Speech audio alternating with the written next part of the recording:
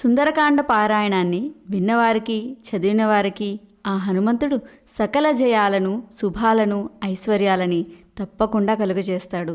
కాబట్టి మీరు కూడా నాతో పాటు ఈ సుందరకాండ పారాయణం చేసి తరించండి. శ్రీమద్ రామాయణము సుందరకాండ 51వ అధ్యాయము. ఠీవీగా సింహాసనం మీద కూర్చుని ఉన్న రావణుని చూసి హనుమంతుడు మనసులో, ఇతడే నా రావణుడు, నన్ను కట్టి తన వద్దకు రప్పించుకున్నవాడు అని అనుకున్నాడు. హనుమంతుడు రావణుని నిశితంగా పరిశీలిస్తున్నాడు.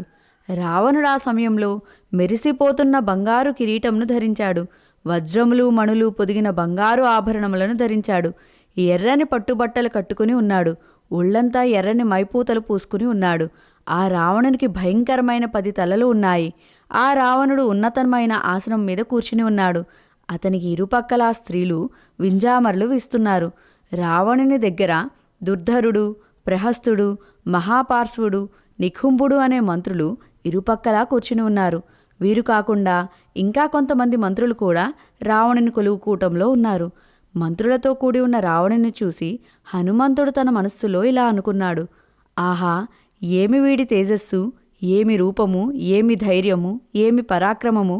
వీడే కనుక అధర్మ ప్రవర్తనను వీడి ధర్మమును అవలంబించిన ఎడల వీడు సాక్షాత్తు ఇంద్రునితో సమానముగా దేవలోకమును ఏలదగినవాడు. కాని ఇతడు తన బలంతో దేవతలను దిక్పాలకులను తన సేవకులుగా చేసుకున్నాడు.